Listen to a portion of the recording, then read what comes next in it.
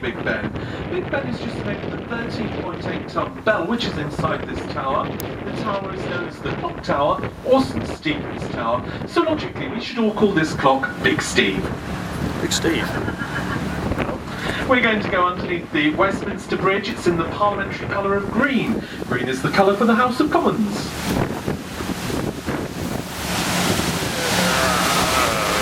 And we're going to come right alongside the Parliament building itself. Quite a remarkable building, not really very old. It was finished in 1860. Many people think it's much older than that. Now, there'd been a fire in 1834 that destroyed much of the original Parliament building. A competition was launched for the creation of a new Parliament. It was won by a man called Augustus Pugin, a very great architect and a brilliant mind indeed. He designed this building in a neo-Gothic style. If you know your Victorians, you'll know they were mad on everything Gothic, this very sweeping style with the highs and lows of the columns there. They had things called Gothic novels, things like the Bronte sisters and Jane Austen, stories with great highs and lows in them. So Augustus Pugin was really following the trend of his time, making this building in the Gothic style.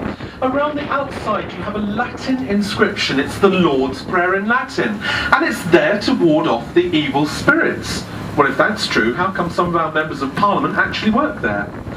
Now, over the tops of the windows there you can see the heraldic shields of the aristocratic families of Britain. It's built in a Yorkshire stone, and a very spectacular building indeed. The third tower with the flagpole on top is known as Victoria Tower, and legend has it that Queen Victoria herself used to climb up the Victoria Tower and look to see if her parliamentarians were doing their jobs properly. We've just come past the parliamentary dining areas, the green and red tents there. Red is the tent for the House of Lords and green for the House of Commons. The red tent is known as the Other Place, very exclusive. We're coming past Blackrod Steps to our right there, some steps leading down into the Thames. And if you've been found guilty of treason in the olden days, you would have been put into a boat at the bottom of Blackrod Steps. If the executioner who was in the boat had his axe head facing you, you were going to have your head chopped off. And if not, you were going to be imprisoned for life in the Tower of London. What a very nice way to end. There we go. Straight up ahead we have a building with red arches in front, bridge with red arches. That bridge with the red arches is Lambeth Bridge, and in fact in the olden days the Lords would access the House of Lords via the Lambeth Bridge. They would go across in their carriages and dressed in all their finery. This was rather ironic because Lambeth was always one of the poorest areas of London. It's famous as the birthplace of Charlie Chaplin, the actor, in fact.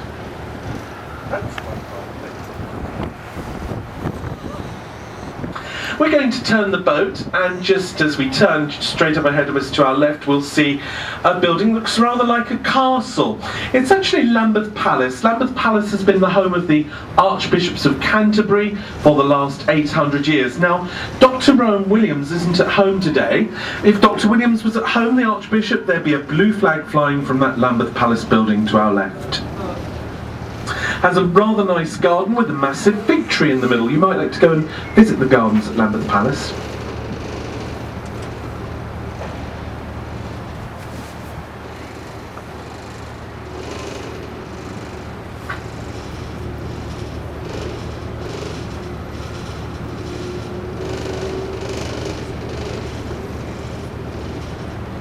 There we go. And of course I was telling you about Blackrod Steps. Well, the job of Blackrod still exists today. Blackrod is the gentleman who actually knocks on the door of Parliament and asks if the Queen can be admitted to make the opening speech every year. But in the olden days he was more a kind of a policeman really, or a judge you could say. And he took part in the cases when people were tried for treason.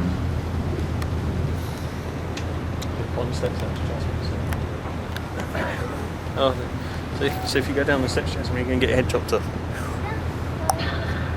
And there we are, and as we turn the boat to your right, you're going to start to get a truly spectacular view of the British Airways London Eye. Now, the London Eye was designed by a husband and wife team of architects, David Marks and Julia Barfield. Of course, the London Eye was put there for the Millennium celebrations. It was actually in place for the 30th of December 1999. We didn't have guests on board until March 2000. That was when the safety checks were finally completed. There were a lot of security checks in a new project. project like this. But it was originally going to stay in place for 1 year. After a year they decided to keep it for 5 years, and by the end of 5 years the London Eye had become the UK's #1 paid-for tourist attraction. And so then of course it was out of the question just to take the wheel apart and move it on. And we were granted permanent planning permission from Lambeth City Council. The wheel will be flying for at least 18 years to come, so we're very pleased about this. Place for all sorts of filming, the London Eye. Oh, we're going to come right alongside the Parliament. That's a bit of a treat to be so near to the Parliament. Yeah, we were talking about Big Ben, and you know, Big Ben only chimes on the hour. If you hear the chimes go at 1/4 past, 1/2 past, or 1/4 to, what you're hearing is the Westminster chimes. The Westminster chimes go ding dong, ding dong. That's the one. Westminster chimes. Plays a theme by the 18th century composer Handel. It's called God Is Our Refuge.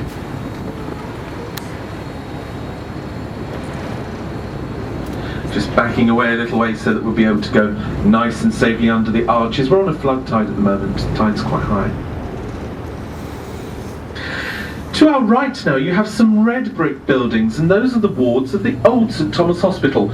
The original St Thomas Hospital was founded by the Augustine monks, in fact, and it was somewhat later that it was dedicated to Florence Nightingale, the lady with the lamp, the lady who went to the Crimean War and when she came back to the UK actually organised nursing into a profession. Up until that time nursing had been carried out by rather boozy and dubious ladies. But Florence Nightingale made it into a real profession.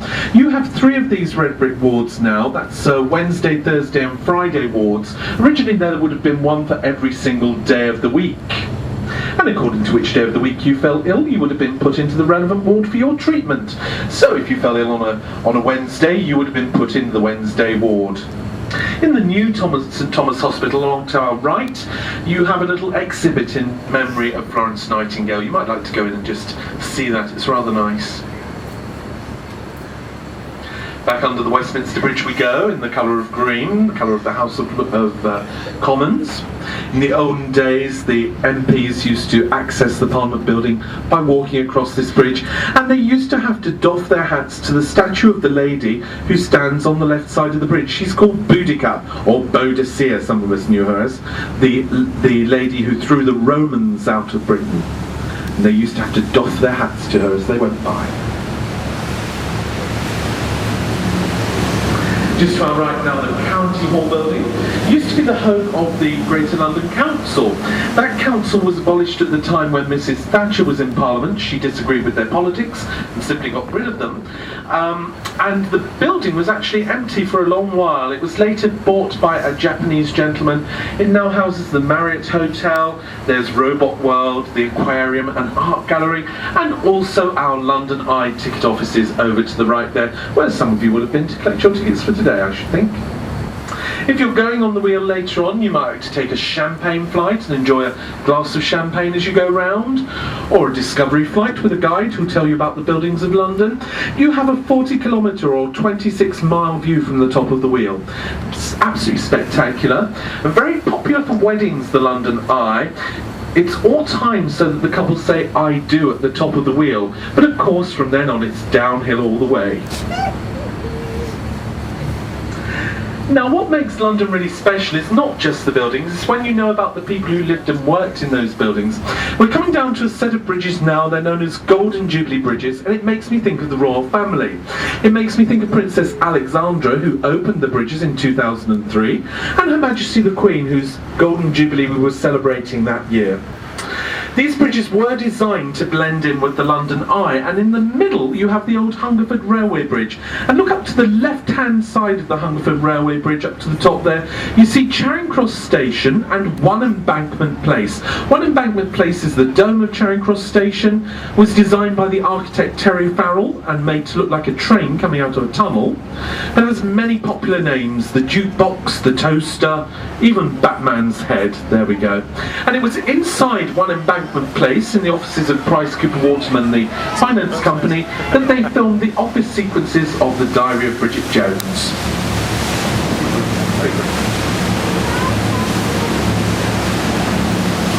Okay, to our right there you have the Royal Festival Hall, the Queen Elizabeth Hall, the Purcell Rooms.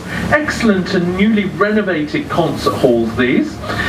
The South Bank Centre, in fact. Now, the South Bank Centre was put there in the 1950s. We were celebrating the Festival of Britain.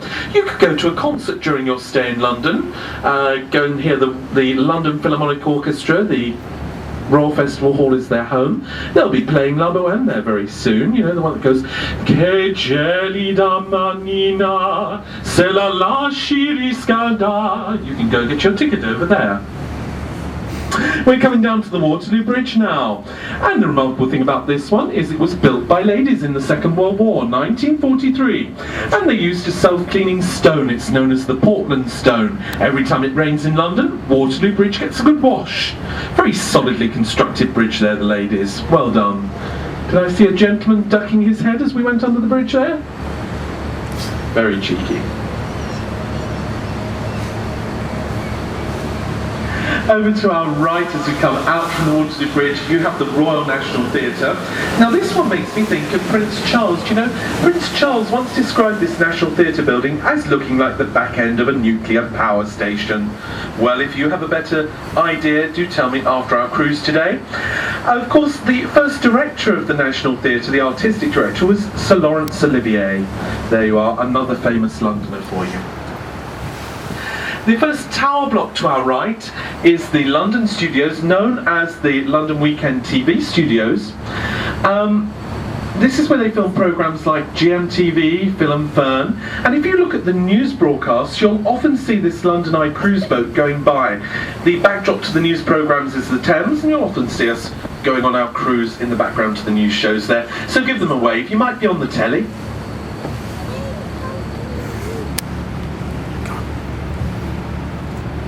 We're coming down towards the red brick building with the tower on the top. On the top of the tower you can see stained glass windows, a circle, a cross and a circle. It's known as the OXXO Tower. Now when this building was built here, because of the laws on the Thames, they were not allowed, the OXXO Stock Cube Company were not allowed to put a trade name on the side of their building.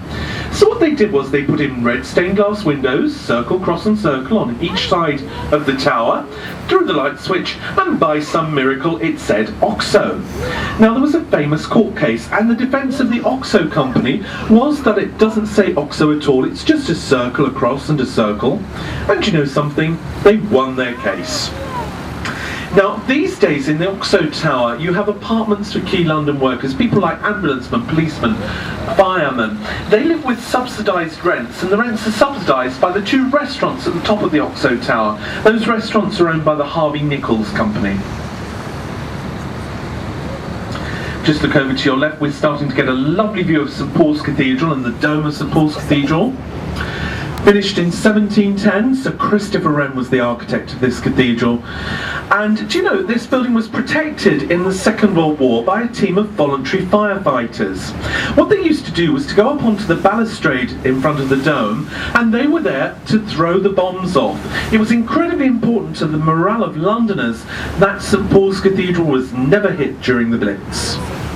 You can go and visit St Paul's Cathedral, go up to the dome, go to the Whispering Gallery. If you speak or whisper, the echo will come back to you. We're coming down towards the Blackfriars Bridges, named after the friars of the Dominican monastery that used to be on one side of the bridge. Those friars were wearing black robes, in fact.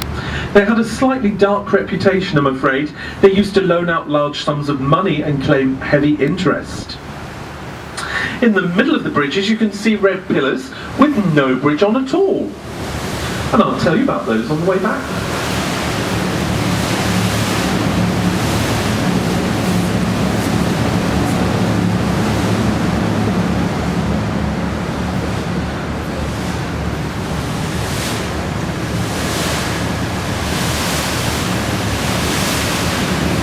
We're gently making our way down towards the Millennium Bridge. Yes, this is once known as the Wobbly Bridge. In fact, what happened was, in the year 2000, they opened the Millennium Bridge, and there was a kind of sponsored walk across the bridge within the first few hours, and because of something that's called synchronated dissonance, which means that people walking on a bridge tend to walk in step, the bridge started to sway. Well, they had to close it for 16 months, and at a cost of several million pounds, they installed the metal supports. It doesn't wobble anymore. Another name for this bridge is the Blade of Light. It's spectacular when it's lit up at night time. But they did ask the architect, Sir Norman Foster, why did you design a bridge that wobbled for the middle of London? And he said, well, it's not my bridge that wobbles, it's the way the Londoners walk on it. Cheeky chap. We've called him Lord Wobbly ever since. To our right now, you have the only building of London that has a thatched roof, and that's the Shakespeare Globe Theatre reconstruction. Now, normally the thatched roofs were outlawed at the time of just after the Great Fire of London, the fire of 1666. When they did the reconstruction of Globe Theatre, they got special dispensation to be able to put a thatched roof on the top. The theatre was placed here at the request of Sam Wanamaker, the American producer and actor. You can go and attend a Shakespeare play in the same conditions as Shakespeare's audience. You stand in the courtyard in the middle, it's open air. You can boo and hiss the villains. You can't throw rotten tomatoes. Do you know something? In Shakespeare's day, they didn't throw tomatoes. They threw apples and pears because those were the treats that were sold inside the theatre. But you can't do that, I'm afraid. If it rains, you're not allowed to put up your umbrella. You have to get wet, as Shakespeare's audience did, unless you paid a bit more and you're sitting in the boxes. We're coming down to Southwark now. This was the place if you wanted to be a bit naughty in the olden days.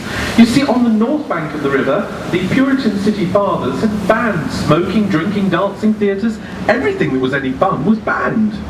So it all moved over to Southwark and to the south bank. And there were a lot of pubs as well. We're coming past a tavern, it's called the Anchor Tavern. And you know, there's been an Anchor Tavern since the 1600s. Samuel Pepys enjoyed a quiet pint outside the Anchor, so did Charles Dickens at a later date. And coming up to modern times, after filming Mission Impossible, Tom Cruise was spotted outside that pub. As we go along the river together today, you'll see lots of buildings marked war. Well, these were the warehouses where they used to store the precious cargoes in the days of the Great Port of London. And alongside the Pickford's Wharf here, you can see the Golden Hind boat. Now, this is a replica of the Golden Hind, the boat that Sir Francis Drake sailed around the world on for the first time. The replica boat has done one better than Sir Francis. It's been round the world twice, in fact. These days, they hold pirate parties for children on board. You can go on board for a modest sum of £4, in fact. In between the buildings here, you'll see a church with a flagpole, and this makes me think of John Harvard, the founder of Harvard University. Now, he was baptised, it's known as Southwark Cathedral. He was baptised in Southwark Cathedral. There's a chapel to John Harvard's name inside. We're going under the London Bridge. Not too exciting, this one. Built in 1973. But this is what we've really brought you on the river to see today. What a magnificent view. You have HMS Belfast with Tower Bridge just straight behind. Lovely photograph for you, this one. Let me first of all tell you a little bit about HMS Belfast. HMS Belfast was the most important and largest cruiser of Her Majesty's fleet in the Second World War. It saw active service in the D-Day landings, the Russian blockade, and the South Korean campaign. Now, what was going to happen was the boat was being decommissioned. It was going to be sent for scrap metal, quite simply, and the Imperial War Museum stepped in. Well, they said, we'll take this boat, we'll turn it into a floating museum, and indeed now you can visit Her Majesty's the HMS Belfast there. Do you know those cannons on the Belfast used to fire for a distance of 12 miles? Now that means that with a bit of luck today we could hit Croydon. We couldn't quite have a go at Slough, I'm afraid. There we go. The painting on the boat is actually camouflage war paint. Normally when the boat is decommissioned it has to be repainted, but as it's a floating museum they've allowed it to keep its camouflage paint. If you're feeling extremely flushed and wealthy, well, you can hire the Belfast for your wedding anniversary or birthday celebration. A lot of people do hire it for the evening. And for children they have something called Kip on a Ship, which of course is a sleepover.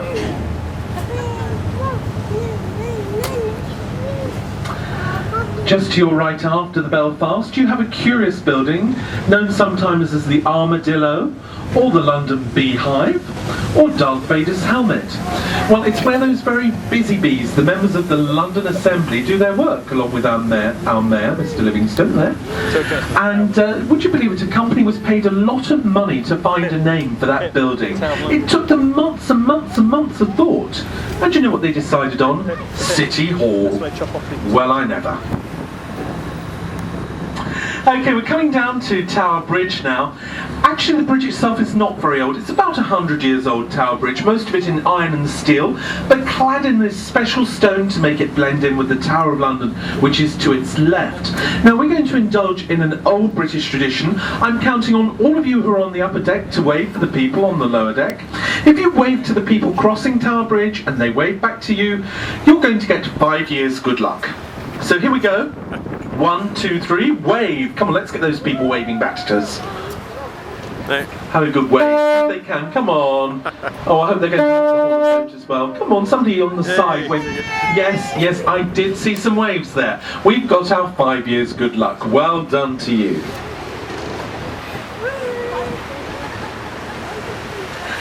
We're going to come into the old port of London here. Now I want you to use your imaginations. Imagine this port absolutely crammed with boats. That's the way it used to be. These days you can have your party on Tower Bridge as well, on the upper balustrade. They even have weddings up there. If you want to see the bridge opened up, we'll just go to the Visitor Centre on Tower Bridge. They'll give you the times of the bridge opening for this week. Over to our right, you have an area with some blue railings under the bridge. It's known, I'm afraid, as Dead Men's Hole. It's the mortuary, I'm afraid, many bodies are found in the Thames River every year.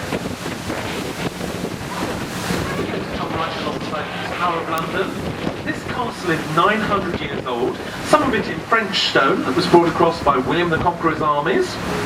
It's been all sorts of things, the tower. A royal mint, a royal prison, a royal observatory, even a royal zoo. And in the days of the royal zoo, there was a polar bear. It was allowed to come down to the Thames to bathe and to catch fish. But I wouldn't have been like to have been walking along the bank of the Thames when the polar bear was down there.